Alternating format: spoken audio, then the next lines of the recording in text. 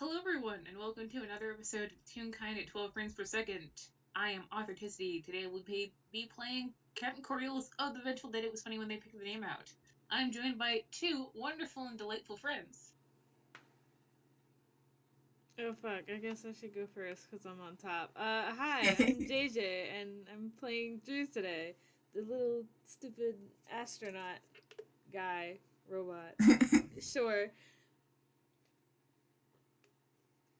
And hi, I'm Wick, and I'm gonna be playing Pigeon, who is also very dumb. That's And we love them. And we love them. We love both of them. God. So, Drew, you've had a signal.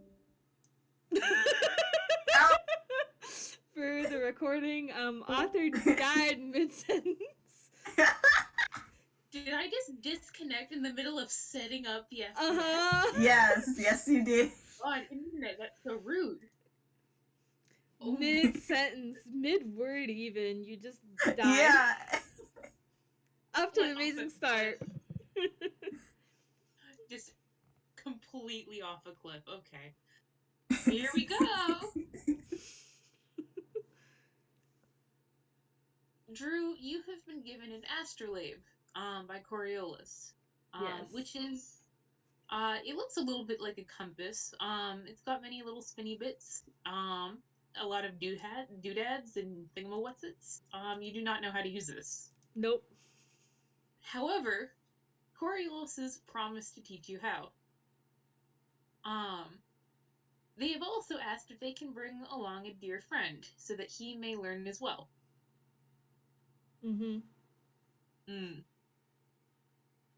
So we begin our story at the outskirts of Toontown, very, very, very early in the morning.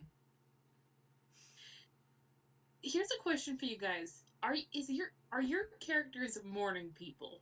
I mean, okay, so Drew does get up in the morning. They're not usually one to sleep in, especially if they have to go to work.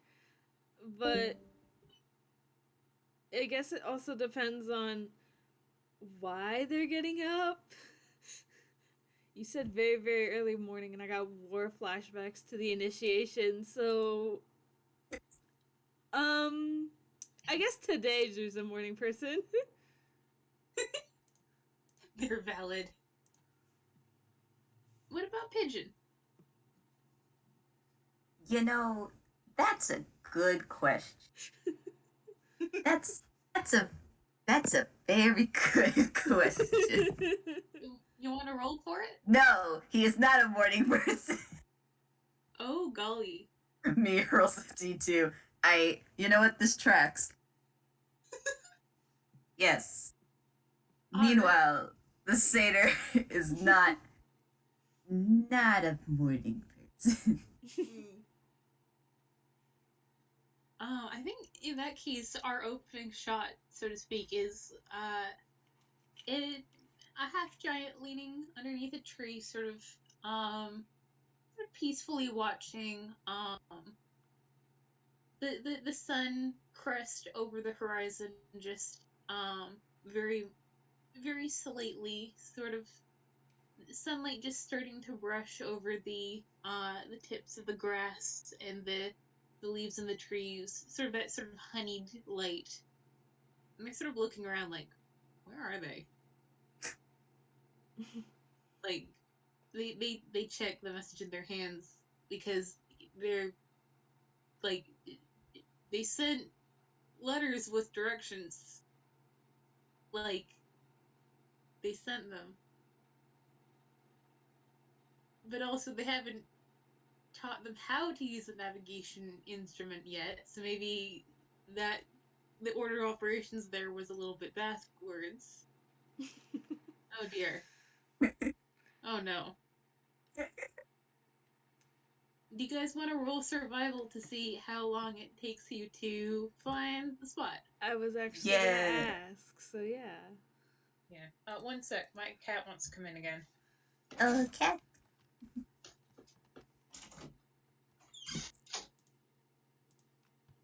You can't be out in the hallway yelling. You cannot do this. You cannot do it. Oh, nice. So Drew got a dirty 20. Good for Drew got you. a dirty 20? Drew got a dirty 20. So Alright. that's a 3. Oh, Oh no. no. Oh, honey.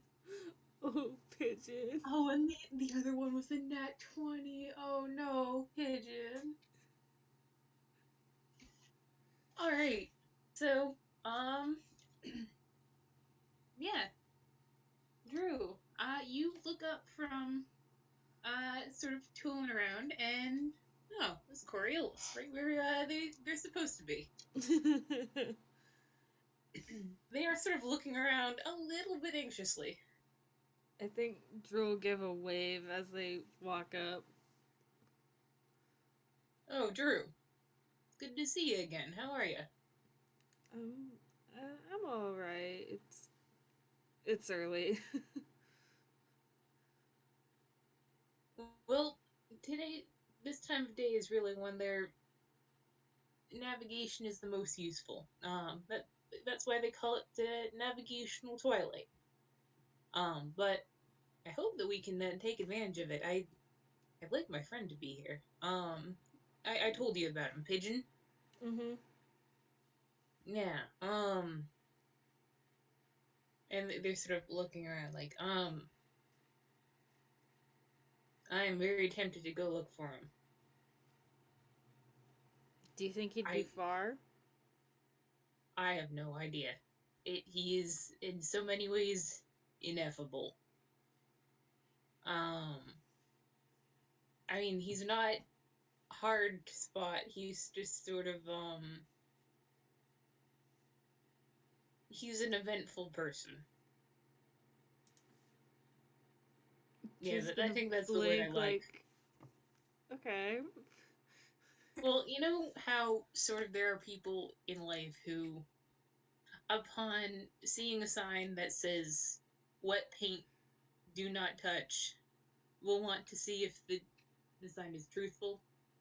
And you Yeah. know how there are people in life who, um, upon seeing a book that says "do not open," will probably at least feel the urge to open it. Yeah. Yeah, heart of gold though. Well, probably one of my first friends here in Igbo.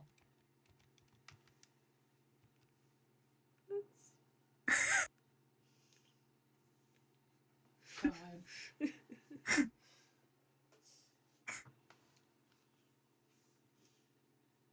Yeah, I'm getting worried. I'm gonna go look for him. Do you want help? Well, there's a chance that he might wind up here anyway. There's a chance that he's face down in a stream again, or not face down, but he's sort of floating along Again? unconscious.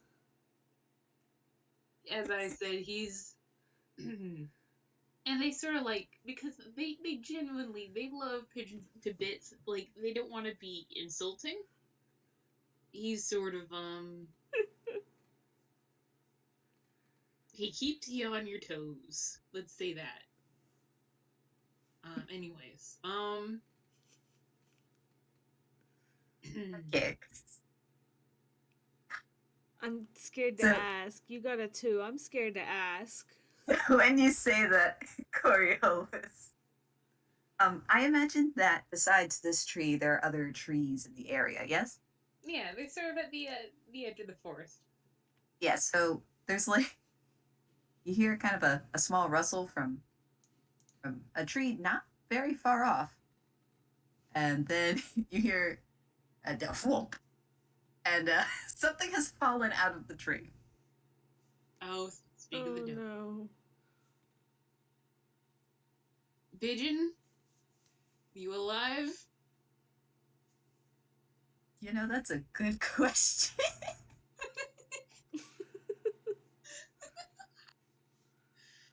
on. I want to roll something. This poor satyr dropped him out of a fucking tree. Oh, yeah, okay. Yeah, he's all right.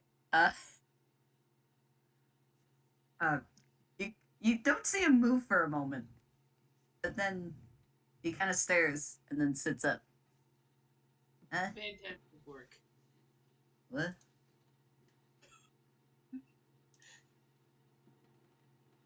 Pigeon, I'd like you to meet my good buddy, Drew. Drew, this would be Pigeon. Drew's gonna wave again. Pigeon just kind of stares and blinks, and then waves. I think Coriolis will go over and pick him up, pat him down, set him back down on the ground and go, actually, would you mind if I carried you for a while? For my own peace of mind. Would you like to roll insight? Sure. What's your insight there, buddy? To-do. My cat has situated himself directly in front of my keyboard. Amazing. 20. Man, you can tell already that Pigeon is not a morning person. Already, as you are holding him, he's kind of nodding off a little bit. He looks very sleepy, but he just kind of nods a little. They just sort of like lean him against their shoulder the way they do with the small children that they're helping to raise. Oh. Like, they just sort of like pat him on the back like, that's alright, buddy. You get a little bit more rest. They look at Drew. Drew's fine. Drew's upright and awake. They have to be up for work some days, usually this early, so... Yeah, they look down at Pigeon, they look at Drew, and they go, you want to be carried? Drew blinks, like, no, I'm alright, thank you. They're kind of confused. They go, well, you got the Astrolabe? We're gonna roll hammer space to find out. 6. So Drew reaches like around their back and into their hammer space and pulls it out. Alright. Yeah, so what I thought we could do today is we're gonna go get ourselves a little bit lost, and then we're gonna navigate our way back to Toontown. You're the expert here. Get lost? I could do that. We're gonna learn some navigation there, buddy. Just like I told you in my letter.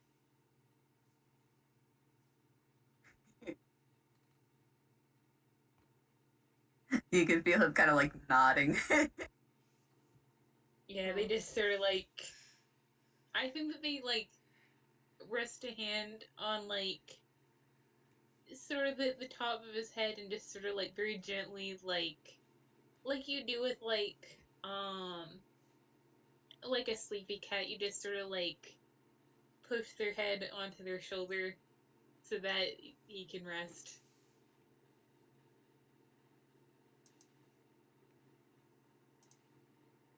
Pigeon is being held like a toddler. Yeah.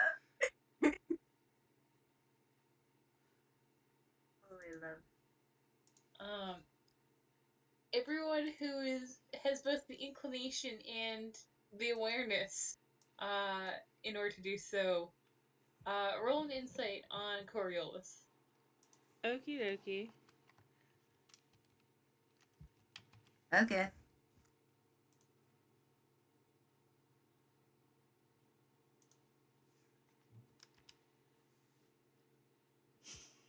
An 8 from the boy.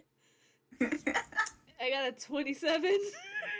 A Nat 20. Oh, holy shit, though. Alright. Jeez, let's see here. I'll say with a Sometimes Drew can 27. roll insight good. God. Only sometimes. I mean, that's a nat 20 plus 7, friend. And now that I've said that, I've jinxed it, so.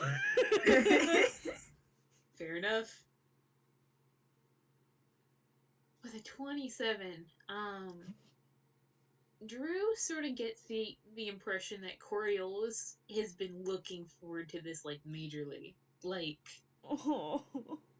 they are legitimately jazzed to do whatever activities they're gonna present to the two of you today.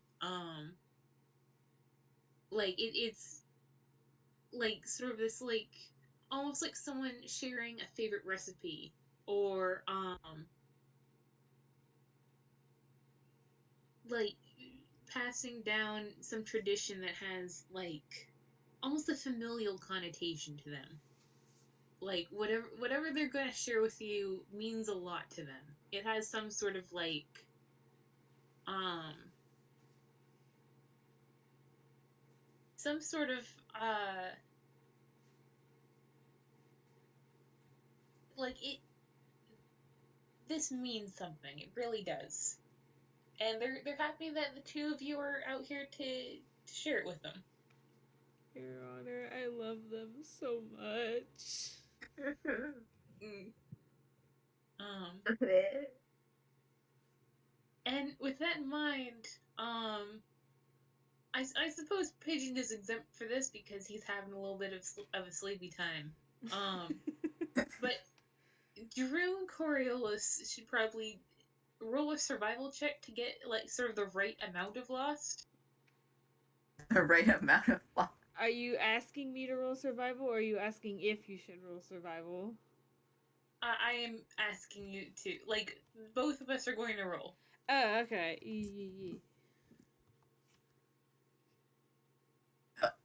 I fucked up. Well, it's okay. It still rolled it.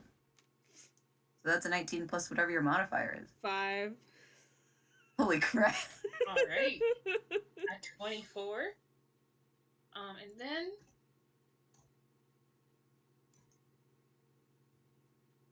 please allow me 14? to see Discord. It's 14. A 14. Okay.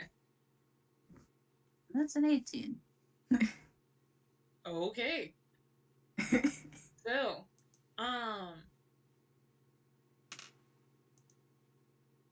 it Drew, you sort of like you get sort of the spirit of what they're trying to do. Like you are learning to navigate with something, so you probably don't want to know exactly what direction Toontown is from here. Mm-hmm. But also you want to stay in the general area. Mm-hmm. Like the two, both of you honestly really have sort of a good sort of distance. Coriolis is tall enough that they can just sort of see it. Like it's over there. Like it's a ways off, but it's over there. But also they're not uh they're not the ones learning, so it's fine. Yeah, so they eventually they bring y'all to a hall and they go, okay, so first thing we do is we hold it by the handle. There's a better word for it, but the little compass handle. And they kneel down with a creak, and put Pigeon very gently down in the grass. And they sort of just like launch into an explanation of how an astrolabe works. Like, you pick a star you're familiar with, and you point the allanade at it, which is the stiff sort of compass hand looking things. Mm-hmm. Um, and you use that and you calculate where the sun is as it comes up, and where it would be at its zenith.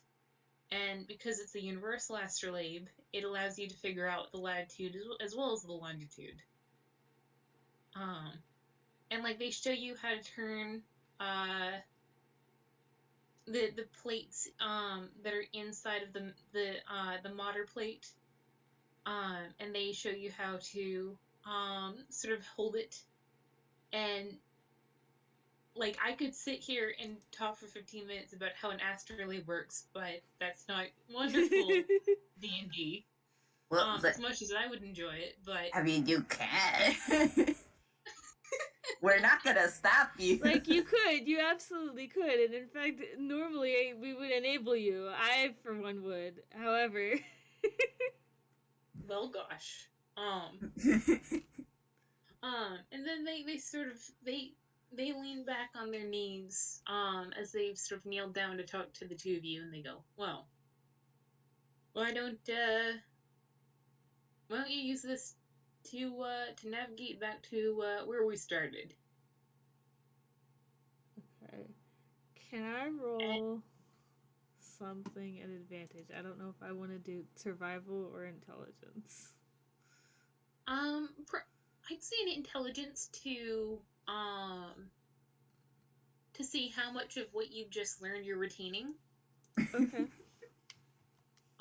Like they flick it so that you have to set the settings yourself, and they Mm-hmm. just sort of hand it back over. Okay. Oh my god. That would be a 4. Should I roll as well? Yeah, I mean, would Pigeon be like, they're sort of taking turns with this, but if Pigeon Oh, would that's okay. helping out Drew, then absolutely.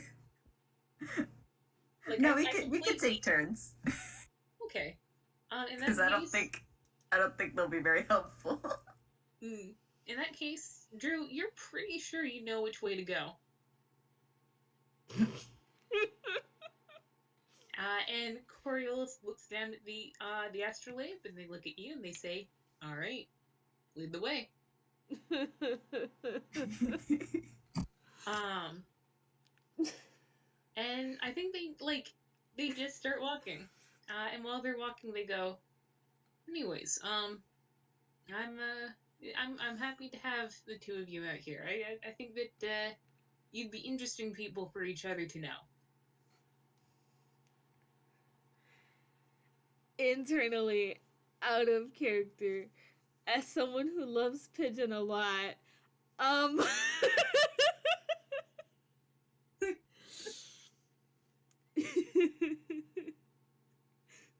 I don't know how, because right now he's still kind of zonked. Like, I say this with all the love in my heart.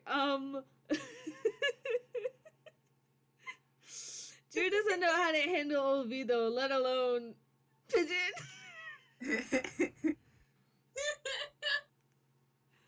Oh my god. And on top of that, they got a 4 on intelligence. They're probably walking the wrong way.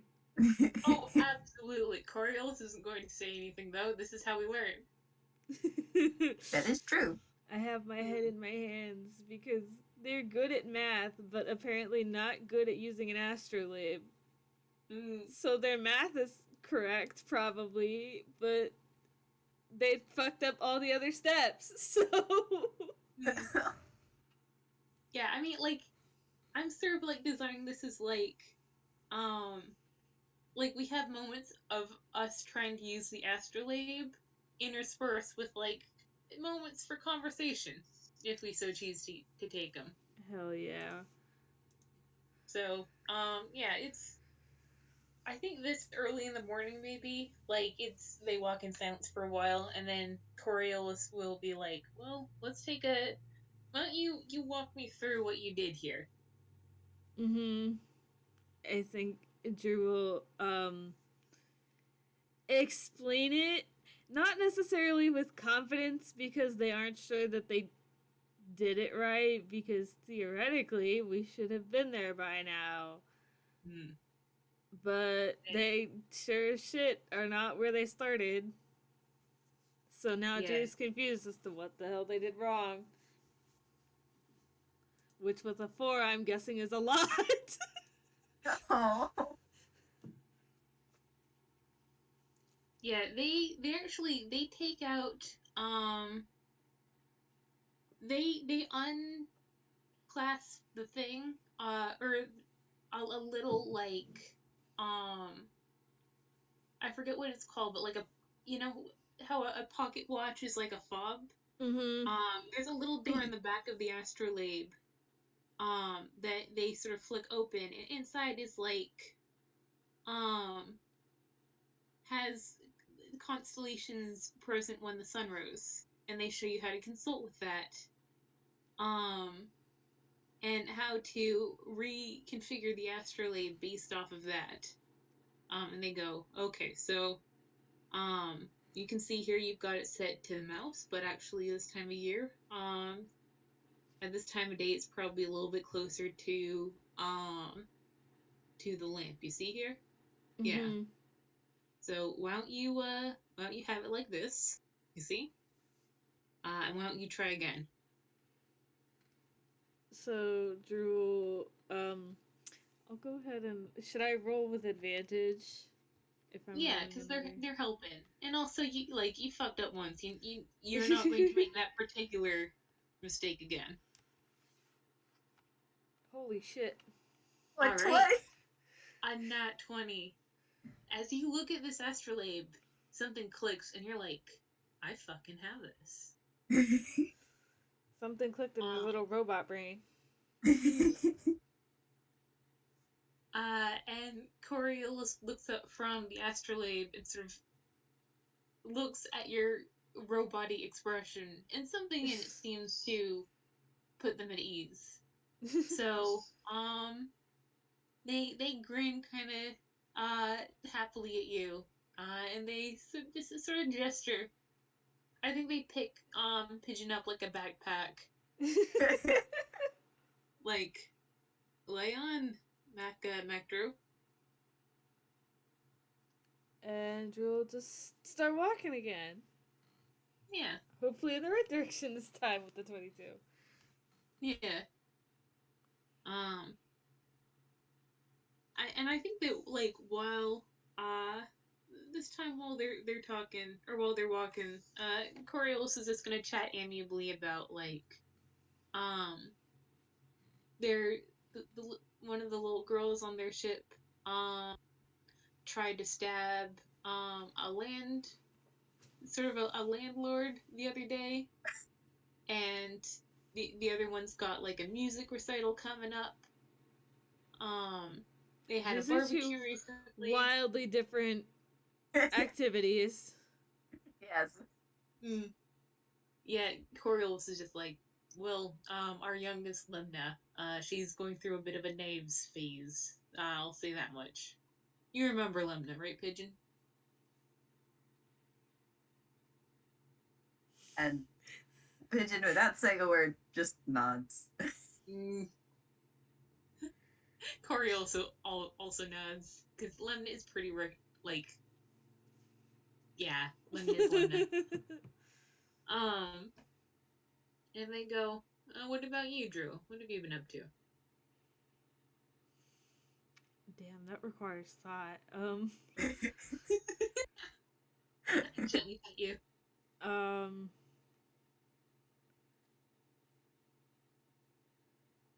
I got food poisoning for the first time the other week. That was not fun. Oh no.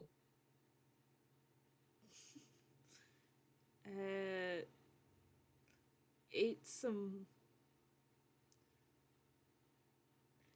I'm pressed to call it soup at Soup? work. Hmm. If it.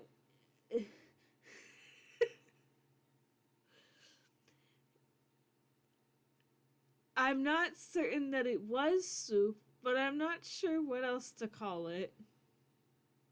Sort of soup with quotation marks. Yes. Hmm. Two. Two. Like a stew? Kind of. Hmm. You sure it wasn't mud or anything? No. I did that once.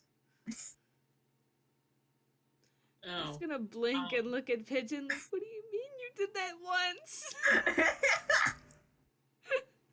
Coriolis is also sort of craning their head back like, you good, fam? Yeah. Oh my god. I mean, it wasn't my proudest moment, but it's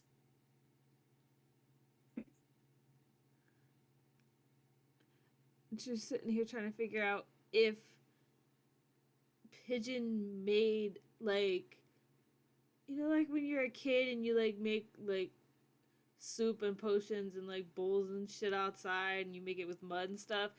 Just trying to figure out if Pigeon did that or if Pigeon had an actual soup that was soup and put mud in it. And they aren't sure which one they want the answer to be. Yeah, I think that Coriolis is like, well, everything's a learning experience. They always say, at least didn't do it twice. Pigeon blinks a few times. Pigeon. Pigeon. Pigeon. I knew as soon as you said it.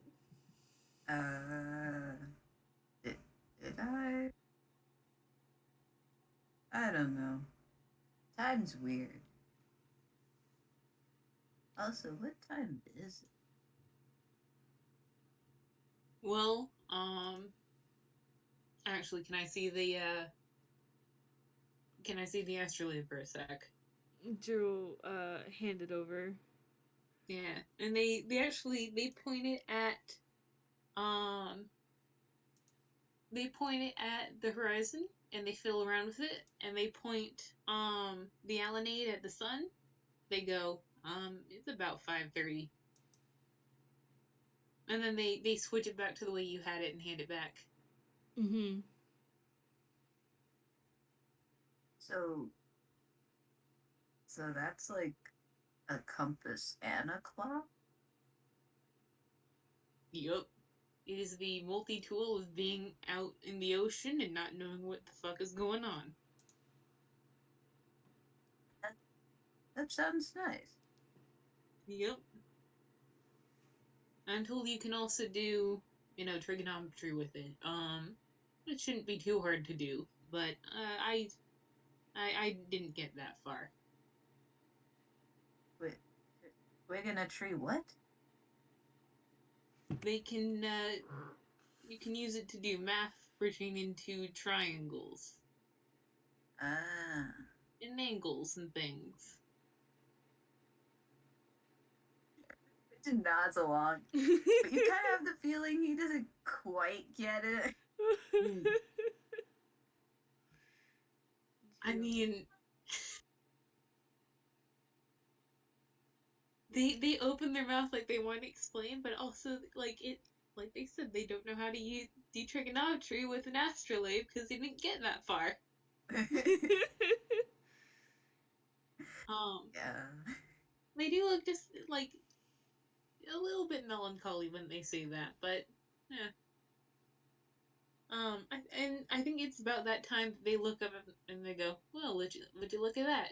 Good job, Drew." And you look, and you were at the same tree that you were when you first started. Hell yeah. Hell Mm. yeah. And I'm going to say, uh, JayJay, that you have advantaged now to all astrolabe related rolls. Oh, nice. Yeah. I should write Which that I mean, down because I will never remember that by myself. I'll remind you. DMV, gosh. please. And with that, they swing Pigeon back down and put him very gently on his feet. And they go, all right. And now it's your turn, bud. You want to start from here and pick a direction, or do you want to get lost again? Uh, well, I know how to get lost. Hmm. Well, that's sort of the easy part. And today we're gonna work on getting unlost, huh? He just nods. Hmm. They nod with them, sort of like, you know the one GIF of like Kermit and what's his face? It's sort of like, yep, Mhm. yep.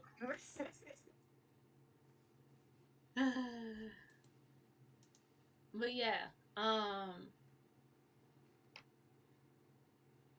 think that they will sort of take the two of you out in sort of the opposite direction that they went when it was Drew's turn.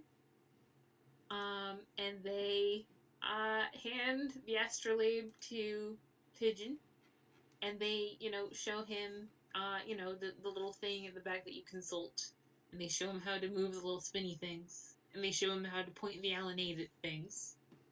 And then they stand up and they go, all right, Pigeon, why don't you take us home?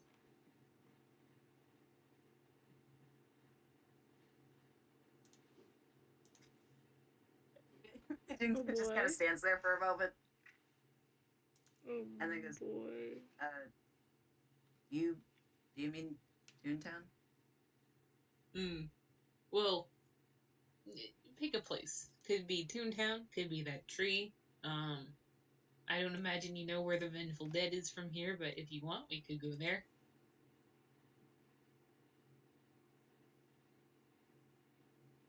He, he again nods and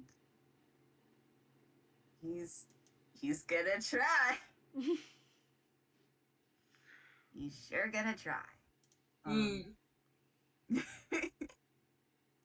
So what should I roll? Should I roll intelligence or I'd say intelligence. Unless there's another way that Pigeon would go about using this thing, but it's sort of like, let's see what he retains from being explained this. okay. All right. You know, he's retained a little more than I thought he would. All right. But Did you impose advantage or disadvantage? hmm. Well, he's not the only one here. Anyway, Ah, uh, gotcha. I don't trust like that. I knew it was an so advantage or disadvantage. Those are two different modifiers. But I don't trust they like sure that. are. But yeah, no, with his 11, you see him kind of just spin a couple things around, kind of point the allenade in different spots. Mm, Oh my god. He's trying to figure it out, yeah, and then he I kind of think they. starts. Oh, go ahead. I was just gonna say that I think they sort of they take a seat and just sort of like, yeah, they give him a moment. Yeah, he's trying to figure it out. He kind of starts walking in a direction. Mm. And Coriolis follows. She's gonna follow as well. Mm. And how about uh, how about both of you roll insight, Oh boy. but Coriolis can roll with advantage. Sure. Oh shit! Oh shit. What? Da-da-da-da-da.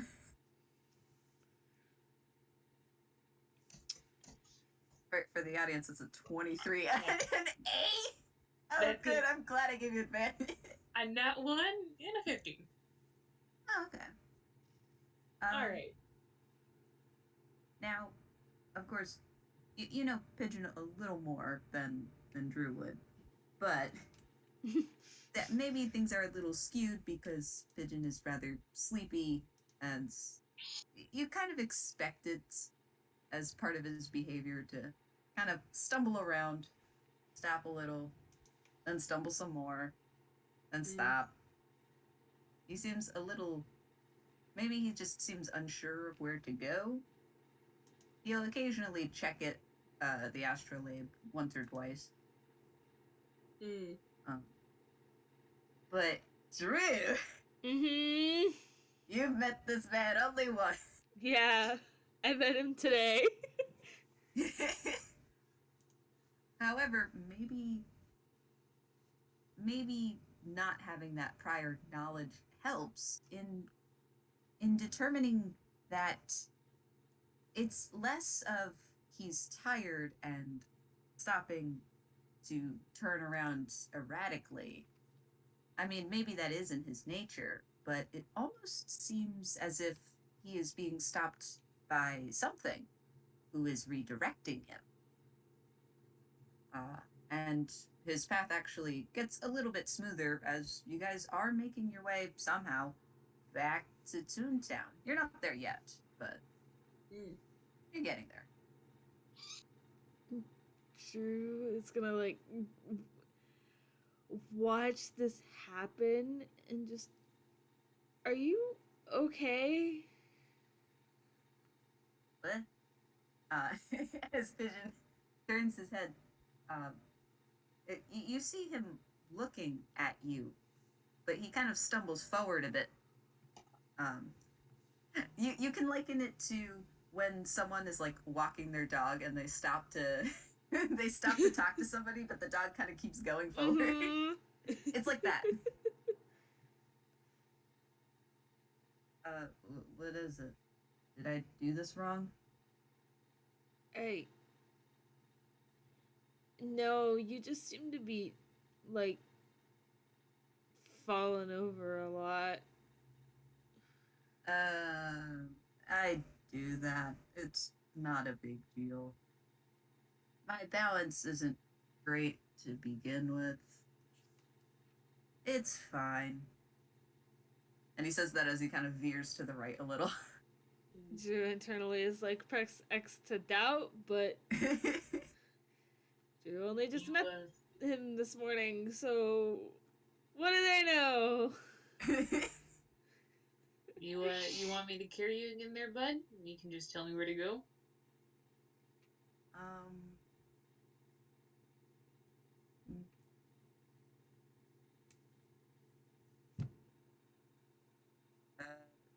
Okay. And he takes a couple steps towards you, Coriolis. But then you kind of feel him like judder back a little.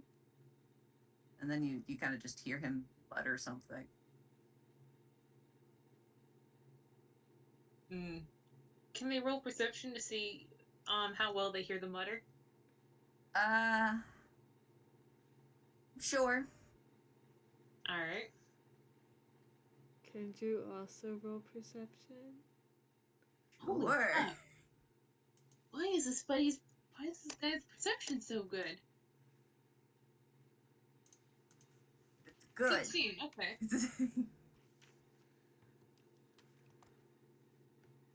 And a 6. Oh, that's a now one. Oh, hun. Well, you know what? That probably trash. I wondered when the karma would kick in. Figured it out. Well, I mean, to be fair, though, I think at this moment, Pidge might be a bit closer to Coriolis than you, Drew, so it kind of makes sense.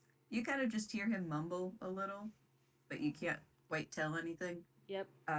Coriolis, you can hear what he's saying, but you don't recognize the language. Or at least, you recognize that you've heard it sometime before, but you don't know what it means. I mean, they speak common, primordial, dwarvish, giantish, gnomish, and sylvan. And it's none of those. Alright, just making sure. I mean, he said okay, so they will step forward and just sort of lift him up. Like, alright, here we go. When you go to lift him up, he does kind of instinctually do the uppy hands. Oh, I love Pigeon. He's just used to it now at this rate. Yeah, they just sort of plunk him down on like so he can sit on their shoulder. Um, hang on, baby, do not do this. Do not yell. Come on. Oh. Ugh, my cat is. Screamy baby. He's extremely screamy, and he is extremely baby. I love. In this house, we love Arthur's kitty. Yes. Mm, Oh. mwah. I do not love him. Oh. He is terrible. Okay, here we Oh. are. We're gonna calm down now. Oh. Anyways. Oh, there you go. And he's gone. Goodbye, small prince. Well, he's back now. Okay. It's It's up and down Make with up your your dad. mind. Amazing work by Arthur's cat. Aw. Sorry, he really needs attention. Like, he super needs attention. He's trying to sit on my shoulder like a parrot. did you mean pigeon? I mean, but anyway, sorry, back into the thing. Pigeon is now sitting on Coriolis' shoulder like my cat.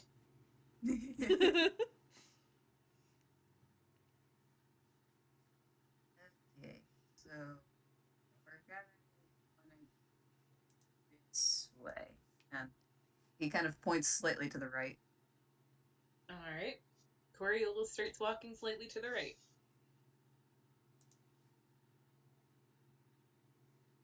Drew just follows them like they have the astrolabe, and Drew is presumably the shortest one here, so I mean, once again, Coriolis like gestures with their other arm, like, "You want upstairs?"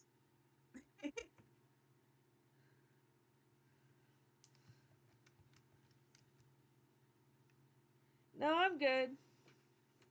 Alright. Pidge turns and kind of looks at Drew and goes, "You can come up. It's kind of nice."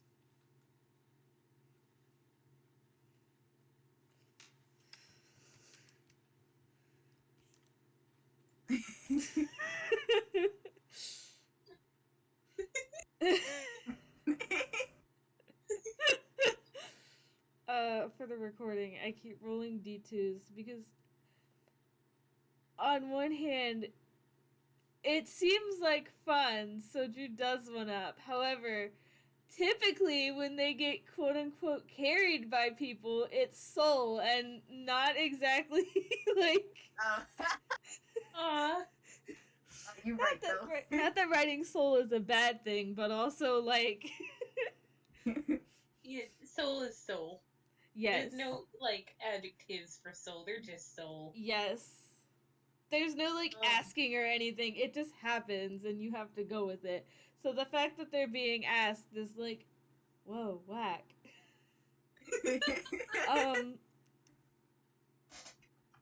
So Pigeon says that and Drew will just be like, yeah, alright, why not? Yay. And I think Drew gets hoisted up onto the other shoulder. Congratulations, you are both like 12.5 feet up in the air. Drew's never been this fucking tall. But neither has Pigeon. Well, unless he's climbing a tree.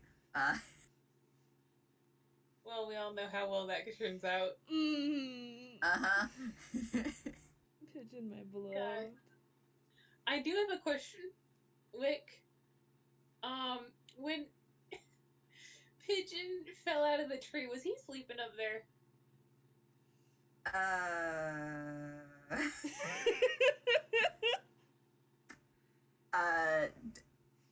Maybe. I love Pigeon. God, I can't believe we found a person with worse sleeping habits than Coriolis.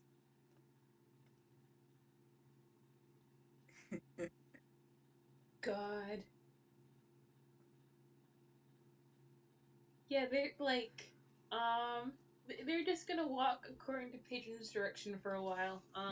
Like they're just staying quiet and letting him, learn.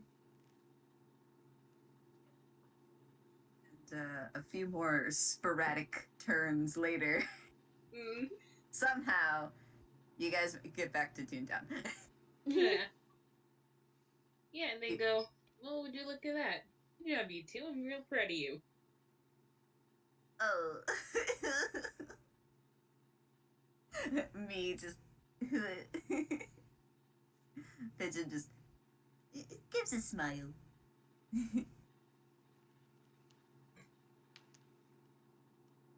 Yeah, I will say that Pigeon is on the side with the seaweed, um, which is also the side with like the exposed skull, Oh my which god, wait. might, Wait, you're on. Wait, they're on that side? yeah. Hold on a second. Oh boy. Yeah, okay. Oh boy. I'm about to pull this called a pro gamer move. Oh god. Um, so, uh, you say that uh, you say that you're proud of him, and then not even 2 seconds later, you kind of like turn your head again, and you feel like a slight tug, and you wonder what that is, and then you see Pigeon with a piece of seaweed in his mouth. Oh my god. You can just hear very, very small nibbling sounds, and then when you spot him, he just stops. And they go, Pigeon. Pigeon. And he does that thing where he chews faster. Oh my god. Pigeon, get that out of your mouth. That's not edible. And then he kind of like lets go of it. But it's seaweed. Also, I'm sorry. I accept your apology. I promise not to chew on your hair if you promise not to chew on mine, okay? He thinks about this for a moment, and then goes, "Well, I haven't had anyone chew on my hair. Hmm. Army Well, people, actually, one time I got pecked by that bird.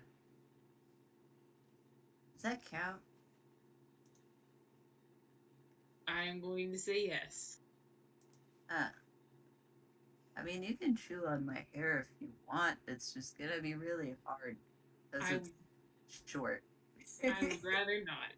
I will be frank with you. I would rather just, um, I feel as we grow closer as at friends, I would like to set the firm boundary that there shall be no hair chewing in this relationship, okay?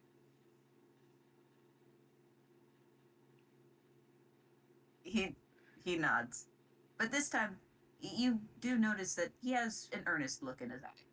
Hmm. Fair. He shall not. I think that they turn very seriously to Drew and they go, that goes for you too. Drew's just sitting here. This whole time they've been like, what's happening here? Is this normal for him? They're so confused. I think that they like with this sort of like resolved question mark, I think that they start heading off towards the shoreline. And as they go, well anyways, oh, I wanted to ask Drew, have you heard any more from Ollie? No, not recently. Thinking of checking up on him. I'd say that I'm worried about him, and while that is true, it's less that I'm worried about him and more that I am pretty sure something is eventually going to happen.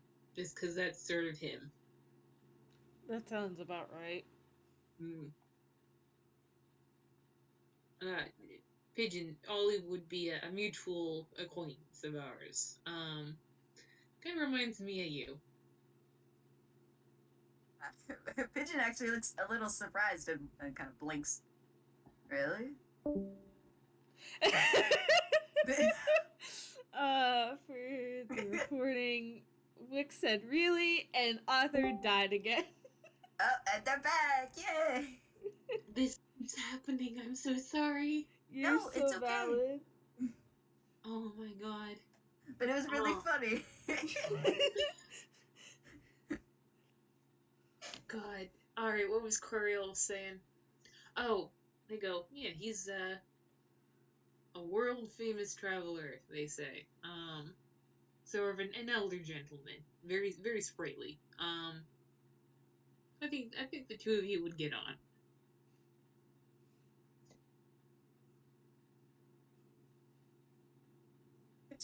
Pigeon just kind of nods and is like, but in that way where it's like, yeah, that sounds cool.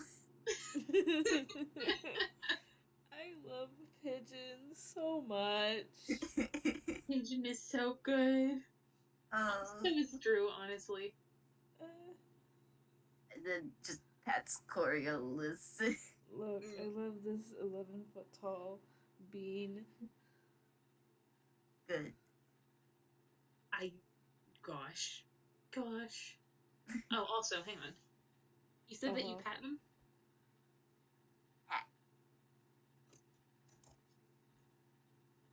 Okay. So they continue on. What? What was that about? What, the deception roll? That's a deception roll? Yeah? Uh-oh, should I do it instant? I mean, if you like. This would be something, I guess both of you could if you like. But it is a 15. Yeah, I'm not gonna... 21? Shit. I'm not gonna... Drew's not gonna roll, no. Alright. Pigeon, you go to pat their head, and they flinch back. But it's not sort of in like a fearful way, just sort of, oh, that's their empty eye socket.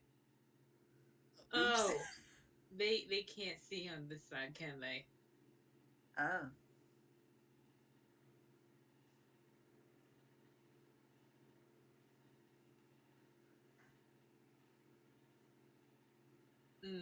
But they don't say anything to acknowledge it.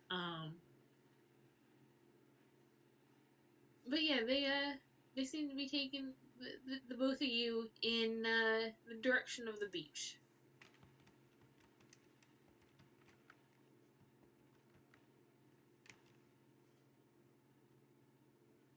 I don't think Drew's gonna protest that.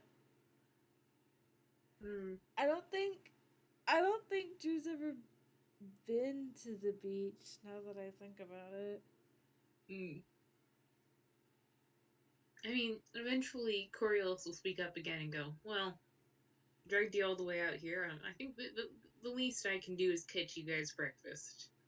So, if you'll indulge me, I know a pretty good fishing spot around here. Drew's gonna... There will be apples. Immediately, Pigeon is awake. I love Pigeon. He like snaps awake and goes, where? God. She's down to try anything as long as Lau didn't make it, but Lau's not here right now, so... I hear the screamy baby again. I love. Sweetheart, please, you're being disrupted. You are closing clients. You say that.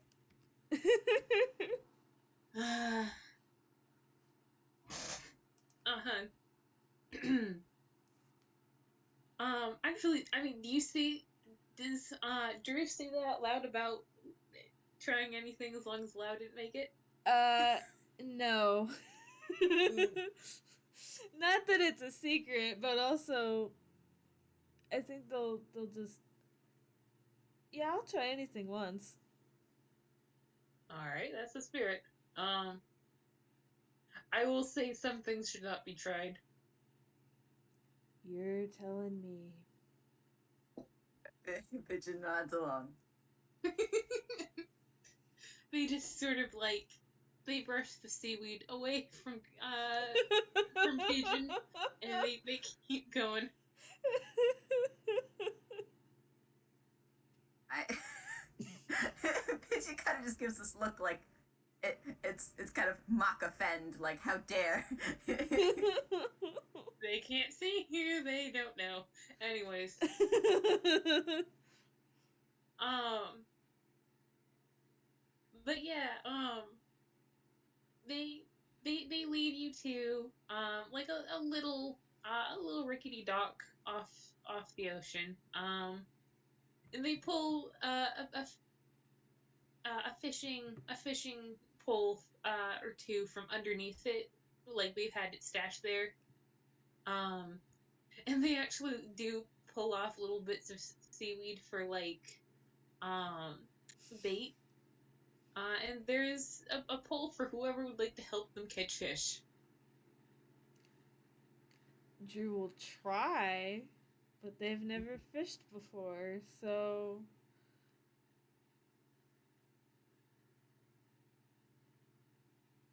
Yeah, they go. Pigeon, do you eat meat? I don't remember. Or fish, I suppose.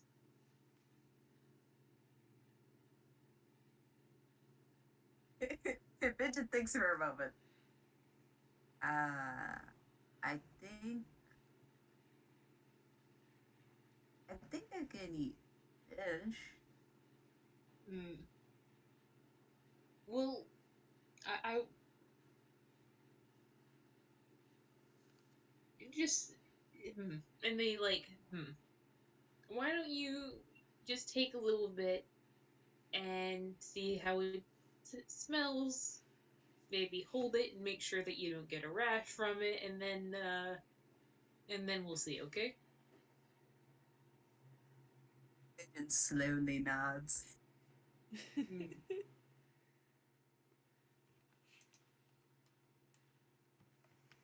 Yeah, and yeah, they cast out. And they're good to sit in silence. um Drew's going to reach into their hammer space and pull out the cool waiters Coriolis got them for Animus to be able to wade a little bit into the because they're short. And I'm assuming that Coriolis put them down to fish. Well, they're on a dock, so Well, mm, I don't Well, think you that'll still stop can. them. I don't think Yeah. that'll stop them from at least putting those on for reasons, but yeah. Wait, hang on. Wick, I Coriolis gave Pigeon an animus gift, right? Uh, yes. No, wait, yes, they okay, yeah, they baked him something, I think. I think Yes. they baked him an apple pie. Yeah, and it included the recipe. Yes. I do remember that. You're just like, what is he like? Well, food, okay. Yeah. Yeah. I think like probably about 5 minutes into fishing, they'll perk up and they go, oh, I should have told you. Found Beacon. Huh? Really? Yeah, Beacon. Well, um, he was right here in Toontown. Uh, I don't think he was the individual that you mentioned. Although I should keep keeping an eye out for them. They sound very interesting. But no, it's he's okay. Thank you very much for your help. Uh, Pigeon actually kind of chuckles a little, a bit wryly. I don't think I helped really. You helped.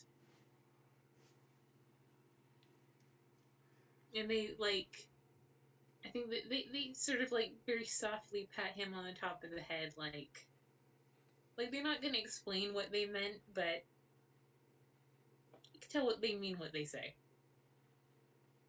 Okay. You want to make a perception check? Sure.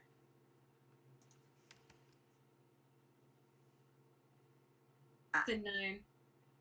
so Advantage you. or no advantage? Hmm. Yeah, why not? You can roll it again. Alright. A 16. Yeah, better. So. Honey, no, you cannot do this. Sweetheart, love of my life, go the fuck away. Eat your supper. Gosh. Does anyone want my cat? I'll take them.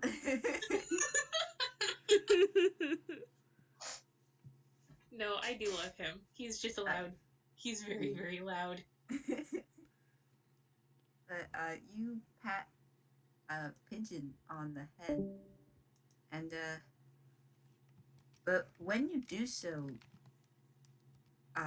when you initially do so, you you could have sworn that you felt something kind of brush past your hand a little, but you're not sure what it was.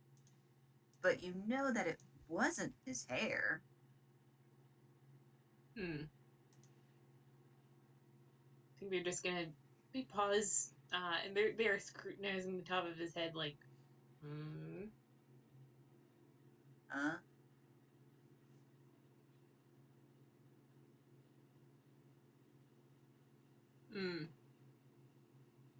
No, maybe I imagined something. Imagine. Are you feeling okay? Yeah. I'm feeling fine. Okay. Okay. Well, I suppose that's the important thing. Could have sworn. Well, like you said, it's early. Anyways, they're just gonna sort of pay attention to the top um of Pigeon's head, like just sort of like. I mean, they can see it pretty well anyway, so they might as well.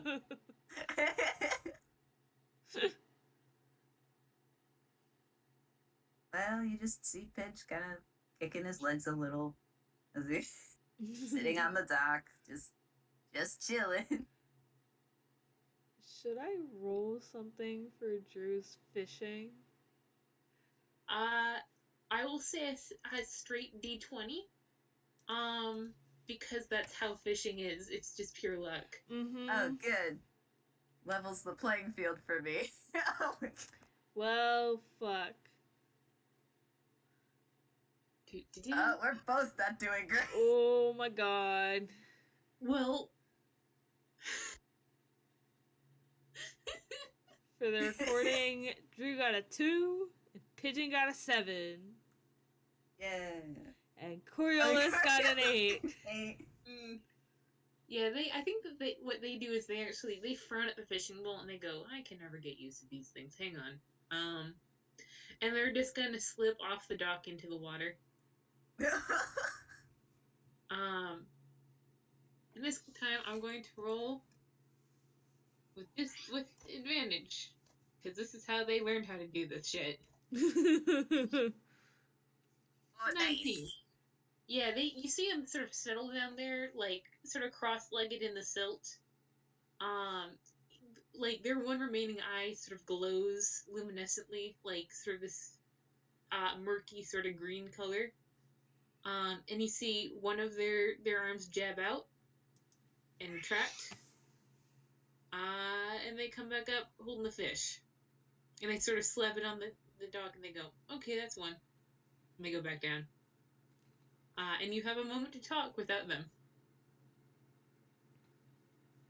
Drew's just like looking over the edge of the dock in awe, like. Same as Pigeon. They're both just looking like, what? I mean, they're just sort of like vibing down there, man. They seem perfectly comfortable. I will say that they're like they do look a little bit more disturbing. Like they've got like sort of a bioluminescent sheen to them. Their glowing eye, uh, the bone of their face and their jaw suddenly looks very white. Um, their hair is sort of swirling in the current way that makes it look like it's come to life. Mm-hmm. Um, but when they see you looking, they sort of like they give you sort of that like toodaloo sort of wave. See, on one hand, the fact that they're just catching fish with their bare hands is really cool to Drew. However, they're like underwater, which is not something that Drew is about. Hey.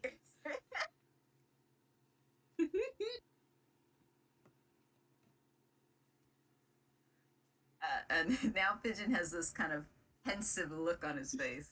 Oh my god. Oh no. So, and he turns to Drew. You're a robot, right? Yeah. So you can't go in the water. That's one way of putting it. Okay. So then, me to catch a fish for you? Drew's gonna blink like, are you going in the water? As you say this, he is leaning backward. Oh no. And then you just go sploosh. I'm sorry. Pigeon is down in the water.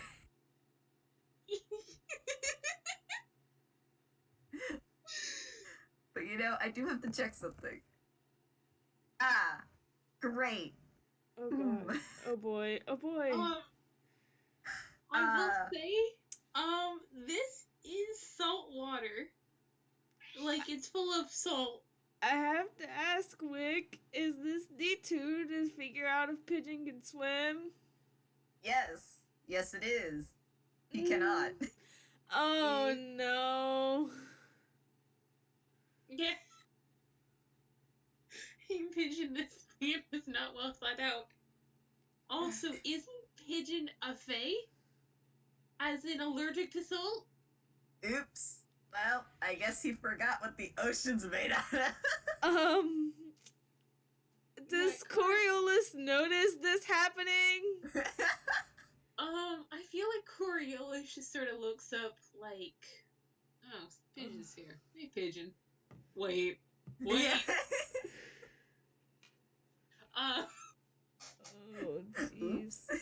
Like, you just sort of look over and they're staring at you like, what the fuck are you doing?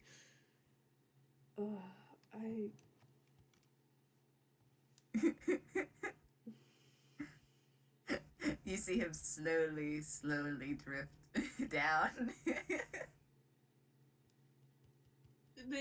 They put their head in their hands and they just like, they grab you by the collar like a kitten and they shoot up like far faster than anything that large should ever move. What And was that too? That's okay, keep going. Okay. they haul themselves back up onto the dock, looking a little bit like a wet sheepdog, and they just sort of like let Pigeon just sort of splat on the wood, and they go, of all the bone, okay, Pigeon, Yes. can you breathe underwater? Okay, Pigeon, Yes. I will teach you to swim later. In the meantime, I don't ever want to see you in another body of water until then, okay? Pigeon lets out this sigh. Okay. What were you thinking? I I was gonna get a fish for I Drew, cause they can't go in the water. So in a perfect world neither of you would go into the water. That's why you got the fishing pole. I storm giants can breathe underwater, Pigeon. Also, I'm dead. I'm not drowning any more than I could have while I was alive. oh right. Pigeon, pigeon, pigeon. Yes. They just pick you back up and hug you. And they go, please don't scare me, alright? Please don't.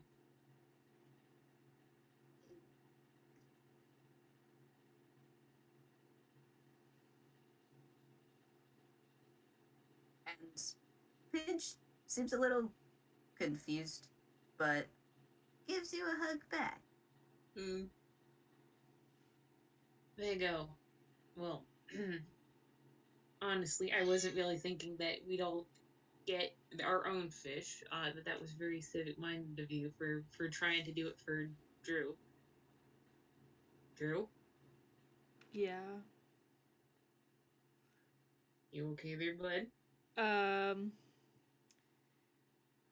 Drew's very there's a wide range of emotions going on. They're concerned.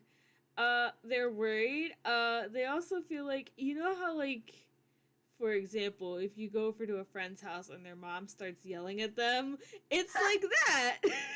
Oh my god. Just this kind of sitting here as Pigeon gets scolded for doing that. Like, what do I do? I'm just sitting here.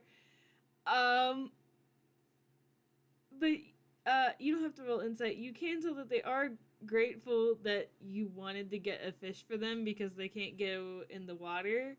But also, bro, you can't swim. Why would you do this?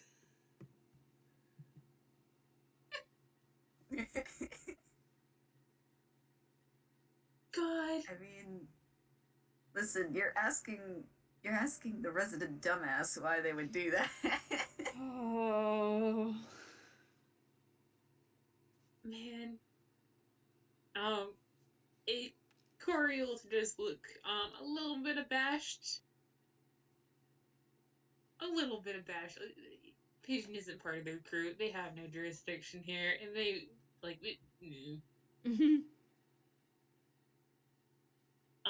I think they just sort of clear their throat and take up their fishing pole again.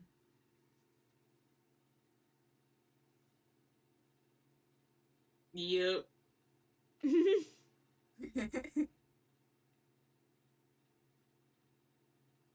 They did get one fish. Mm. That's Do true. we want to roll I can sure another try. another round? Sure. 10, 18. Man, you guys. I got a 14. Oh, Oh, a Pigeon. Oh, 9. Oh, Pidge. That um, tracks. honey. It's Yeah, fine. Coriolis manages to get, not a huge one, but sort of a sizable one. Um, Drew, you pull back your line, and oh, it's a very small fish. Pigeon, you've got like a mighty tug. You're like, for a second, you're excited. Um, and then it comes up and it's a boot.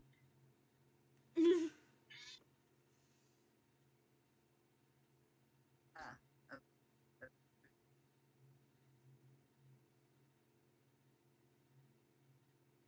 he kind of just shrugs, but in that, well, it's something.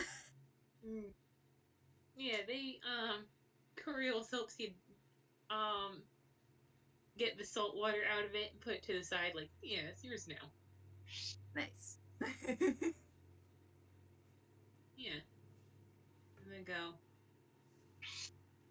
Anyways, suppose I've asked you about how you've been. Drew, I'm so sorry about your soup-sided. Um, what about you? What about you, Pigeon? Any good tales to share? Uh,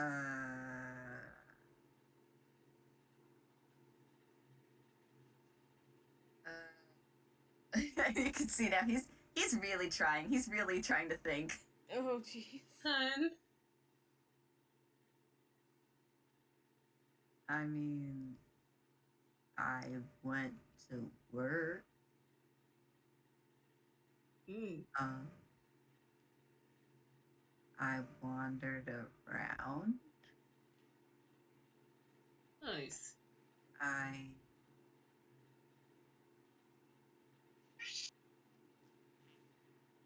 oh, I met I met this one lady I remember meeting before. Oh yeah? Yeah. Is she nice? Oh, yeah. She's sweet. Nice. Hmm. Yeah. She's I think she's running some sort of baking class. Hmm. I certainly know some people who could use one of those. Mm. Hmm. You and me both. Hmm. Let's see. What have I been up to? I found Beacon. Apparently he's going by another name these days. He's going by Seeker, but it's definitely the same guy. Um, let's see. Oh, I did get sort of roped into sort of clearing out an apartment building of monsters plants. Um, interesting fella that did that. Sort of an outline-ish sort of bird in a wheelchair. You can roll insight if you want. Sure.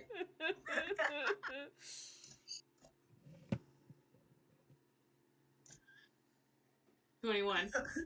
Oh my god. Okay. So, you give what is essentially Lau's description, and Drew just tenses up, and they've got this look on their face that's like, Lau did what? Yeah, they just sort of look at you, Drew, like, what? Uh, you alright over there? Um, this bird in a wheelchair, um, they have a name? Oh, of course. They called themselves, Lao is blind. Um, they were definitely a character. Well, Drew to be kind of fair, nods slowly, like, I mean, perhaps they were perfectly nice, but, they were having a little bit of a day. Um, and they did yell at everyone. So, Yeah, that checks. are, are you acquainted? Is that what we're calling it now? They kind of look at him like, uh,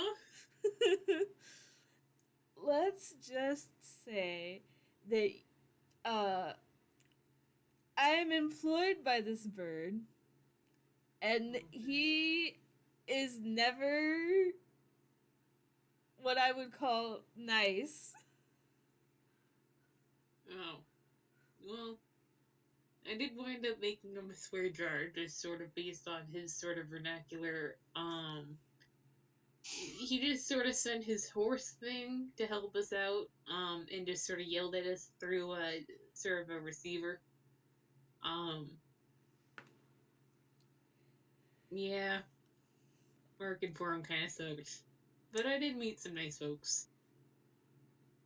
Drew nods at the working for him kind of sucks part. Like, See the guy that made the soup? Yes. Oh, good golly! I suppose if you put love into good cooking, I don't want to know what you put into that soup. That makes sense. You know. It does.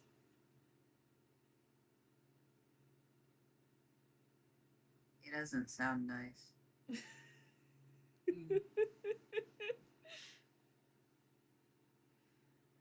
But I could be wrong. I've been wrong before. And he kind of lays back a little onto the dock. Yeah, I think they go to Ruffles' hair like, no, I'm with you there, bud.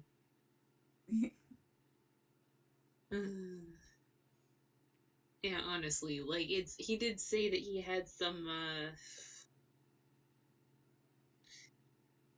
work for the Vengeful Dead. That'd be my shit, you remember. But I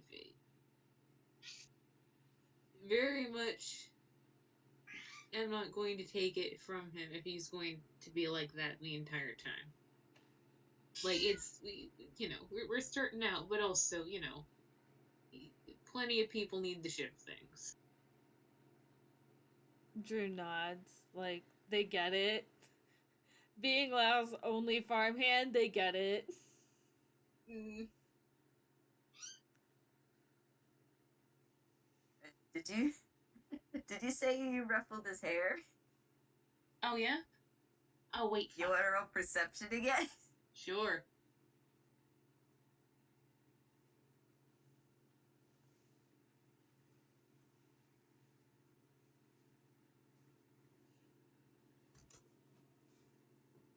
$17. 17. Yeah, again, you get that feeling that maybe you just missed touching something else when trying to ruffle his hair. Mm. They look over like, okay, it's Pigeon. You sure you're doing okay? Why do you ask? Well, maybe my mind's playing tricks on me, but oh, I don't know. And they're scrutinizing the top of his head like, what the fuck?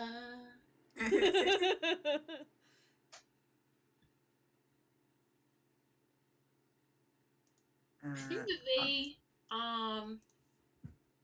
they stare fixedly at the top of his head, and then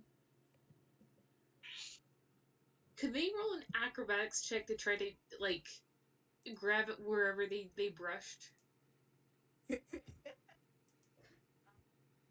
All right, you get one roll for it. I was gonna put it at disadvantage, but just do it regular. Sure.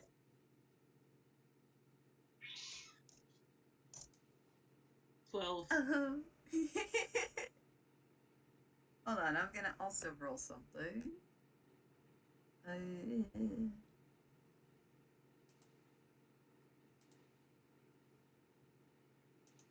Okay. You you go and then you try to grab something, but it's just air. Mm. Yeah, sorry about that, Pigeon. What are you? What are you? I'm gonna see if he. Uh, it takes him a moment, but then he kind of has a little light bulb moment. Right? Are you trying to catch my little monkey dude? Your hoops now. You're what? Uh, uh, and he kind of starts whispering a little, trying to whisper to you, Coriolis. He does not actually whisper. He just kind of keeps talking anyway. Oh my god. You know, on the ship, the, the little monkey guy. You know. I. Oh. Hey, Pigeon, can you roll me a history real quick, buddy? Okay. Because I'm pretty sure he told that to Nona. He did not tell that to Coriolis, and he asked Oh, Nona not to. that's okay. That's a 7. Oh no. I'm Oh gonna well. say that, like, it can be whenever you want, but it takes him several minutes to remember. But he didn't tell Coriolis, he told Nona. That's okay, because he's just gonna keep talking. Oh my god. Oh Yeah, boy. I kind of got, you know, I told you that, oh, he kind of looks a little bashful. It's kind of the magic monkey that just bugs me all the time. Um, I I genuinely do not know how to. Pigeon, when the fuck did you ever tell me this? I told you on the boat, My vote? No, you didn't. but yes, I did. I'm like they stop and they look through like, did he? Did this somehow forget And the then Pigeon also monkey? looks like, did I? It's the I same look as, did I leave the stove on? I did. Oh my god. Arthur died It again. disappeared. Welcome He's back. Well, dead. yeah, Coriolis is like, I did you maybe tell Nona? so, so,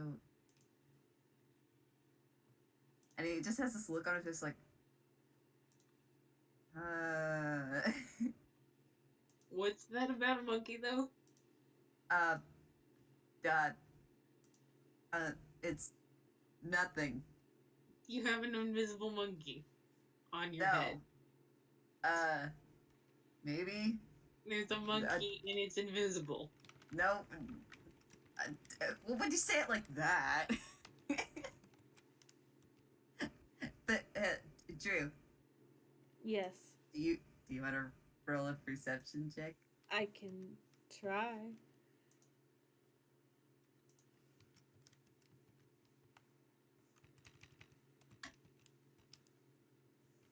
Oh my god. It's a Oh, 9. just one sec. Hello? Hey, buddy. Daddy, You going to bed? yes. Alright. What's the last of the tiramisu cake good?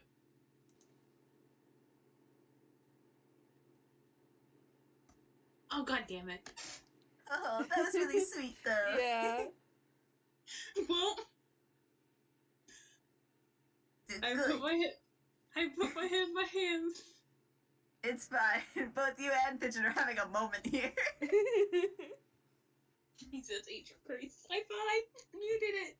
It's okay. And you know what, Drew? Why don't you roll again? Okay. Oh yeah. That's a lot Okay. better. That is better.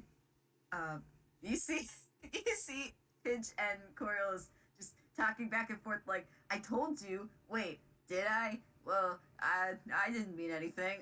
You know. but but you did notice that kind of sneakily hiding behind Pigeon's back seems to be some kind of small animal Oh my with like god. a long tail. Oh my god, do Um, I see the monkey? and it just and it just looks like it giggles just a little, but you know, soundlessly. Uh-huh.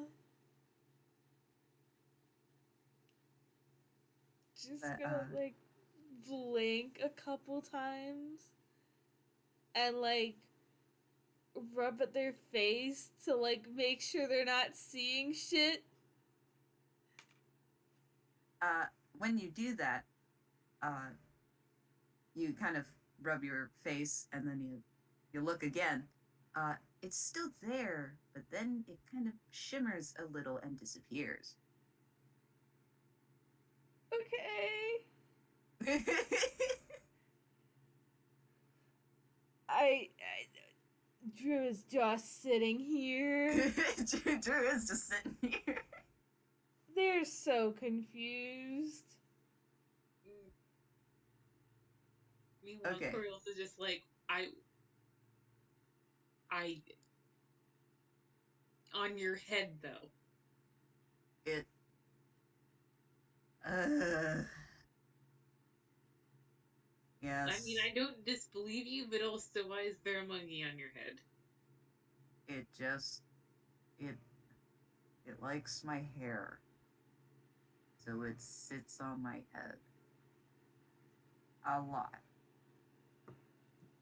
To be fair, your hair is very fluffy. Yes. I have been told. Mm. I mean, would you rate your experience with your invisible head monkey well? Like, is this a I nice rate it thing, or is this something to like solve? I I rated a -5 out of 10.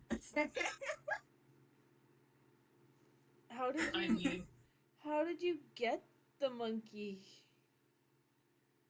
uh you don't have to. Uh, you don't have to explain if you don't want to. Perhaps your monkey is sort of personal business.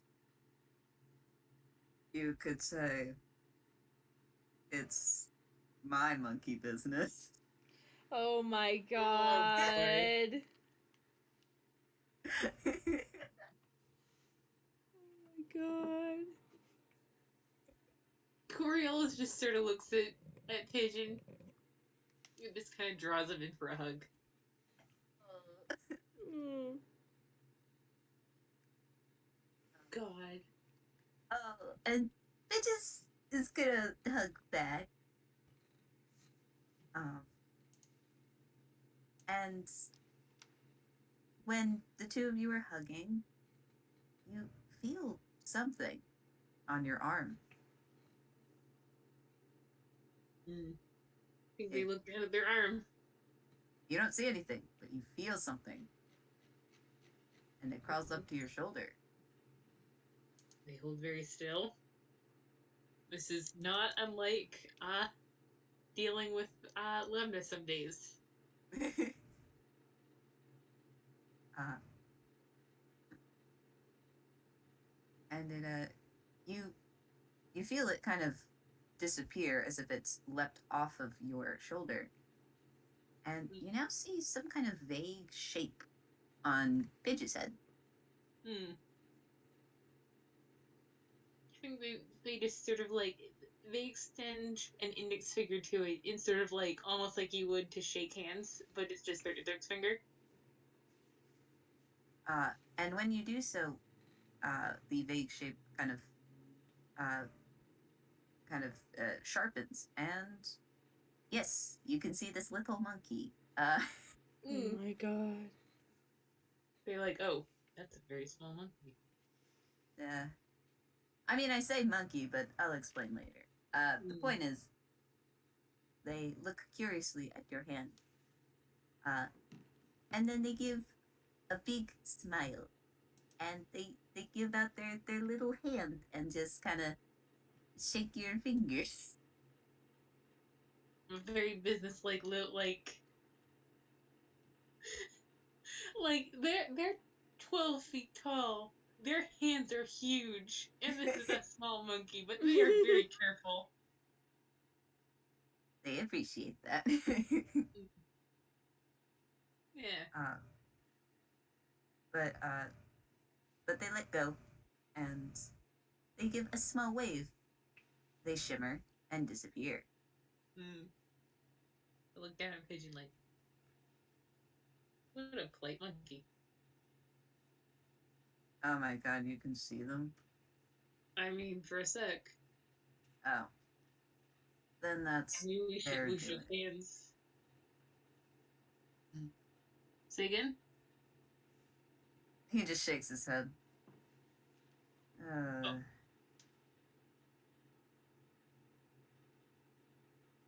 Does he look tired? Tired. They sort of like loop him under an arm, just sort of, here we go, buddy. And they look over at Drew like, how you holding up? Alright. I I think I saw the monkey. I'm not sure. Hmm.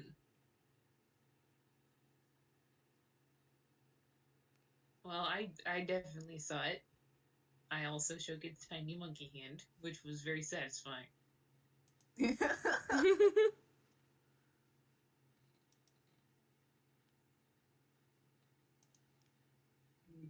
And they're just like, well, I hope that your head monkey serves you well in life. Your pigeon just let out this sigh. We pat his back, like, yeah, it's rough, buddy.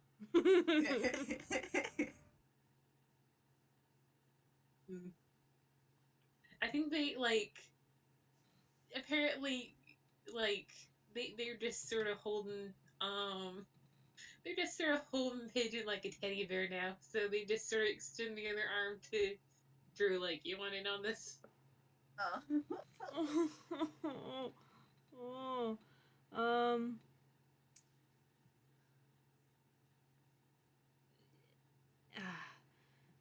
It's already weird. You're not gonna make it weirder. I've already made it weirder. Just like, yeah, why not? Yeah, so like a kid with two stuffed animals, they just sort of have like I think they pick up the fishing rod again with like Drew under one arm, Pigeon under the other. Just like, yeah, they're just hanging out with their two cool buds Oh. and a monkey. And a monkey. Yeah. They're just vibing here now. They surely are. Yeah. They go. You know, at some point, I want to introduce. Well, you've met some of them already, Pigeon, but Drew, I'd like you to meet the rest of the crew. They're they're good people. Actually,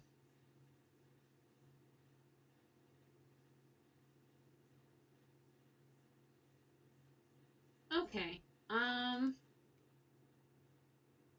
Pigeon, could you roll me? What would this be? Me fear. Can you roll me dexterity saving throw at disadvantage? Huh? Uh-oh. I am just sitting here. So that's a 5. Oh no. Alright. Uh-oh. And let me check her.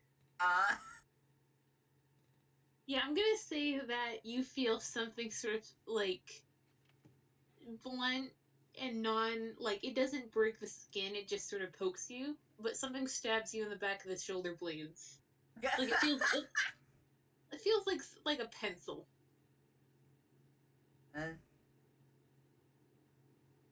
Um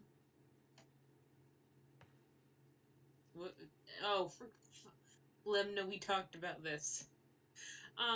And Is that a stab? Did I get stabbed? We're getting stabbed? Would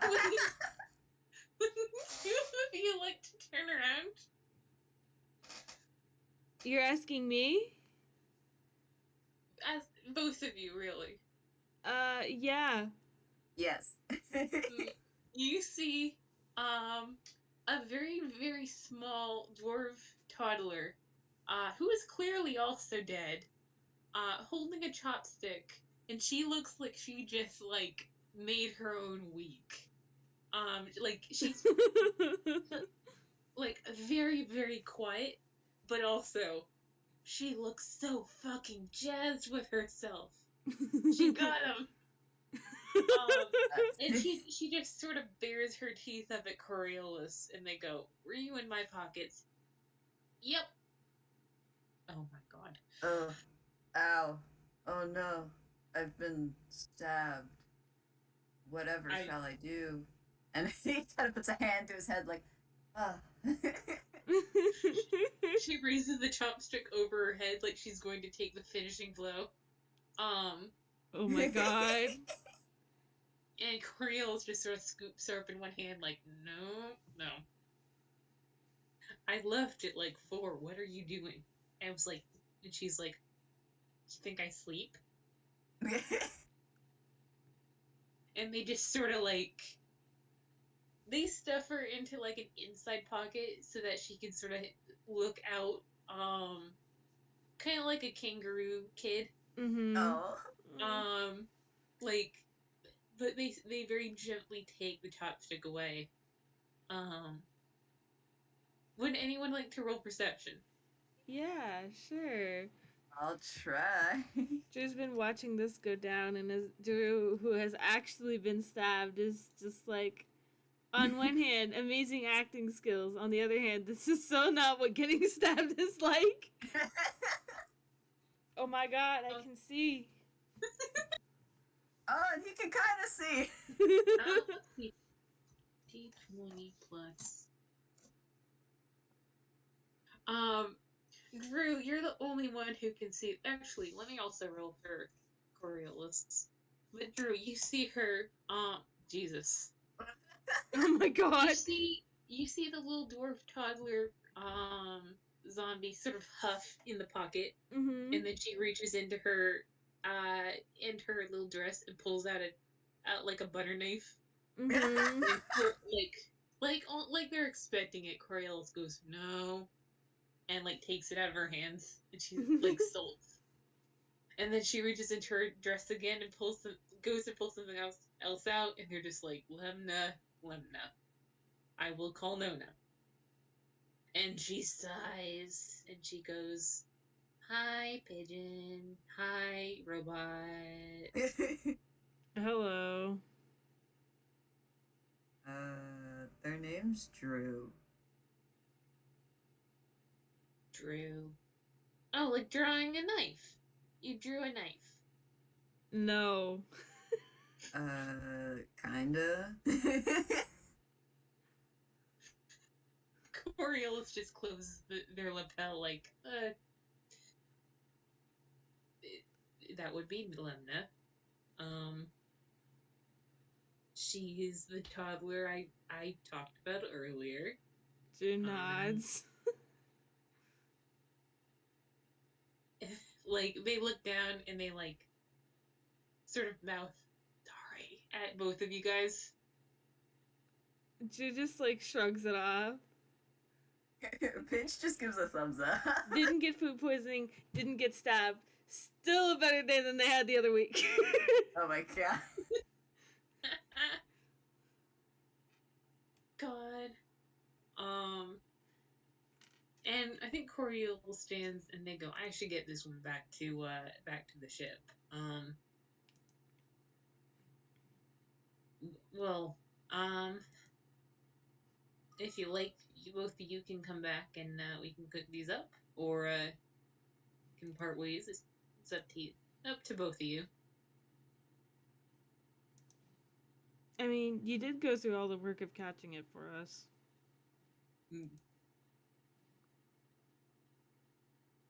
The look at Pigeon. Do you want to go back to the extremely haunted boat?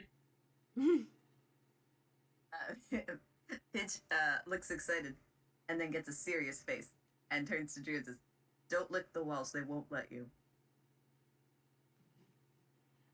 Drew This is true. blinks. Arthur died again. Wait till they get back.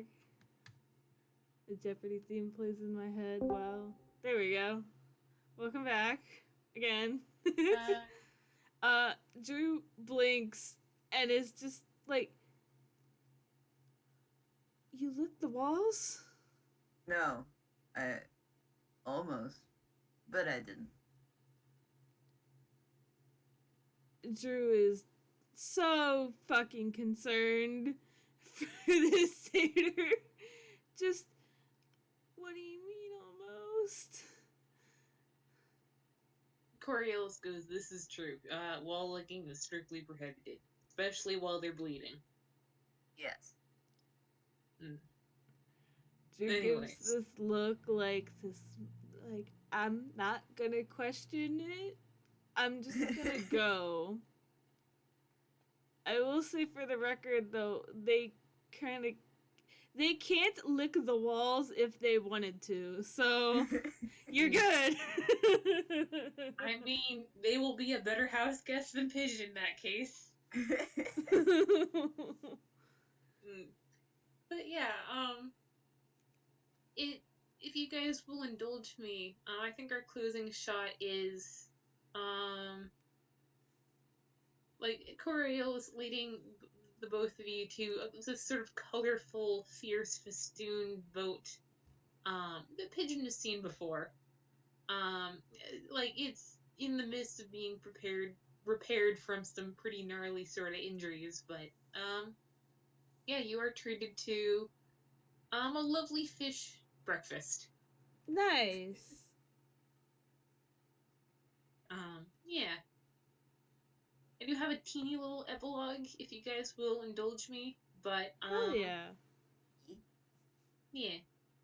I think that like from the shot of the three of them sitting on the deck, like Coriolis is pointing out crew members as they pass by and introducing the two of you, and and then we sort of pan out and we draw away from the ship and we draw away from the coast, farther and farther out to sea.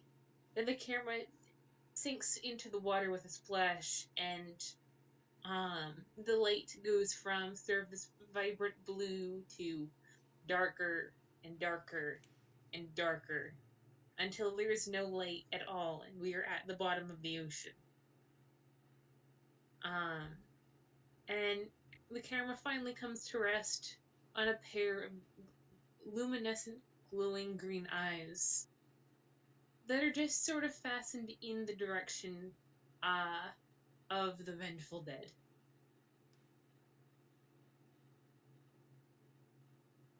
Thanks for listening, folks. Hello? Yeah. Thanks. Thank you for having us. Thank you, wonderful listening audience. We carry you very much. Thank you, listeners in the future, and thank you both of you guys. This was a lot of fun. This was so good. I'm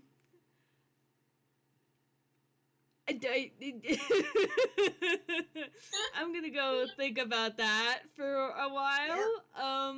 Yep. Thank you both. Thank you, listeners. Holy shit. Bye.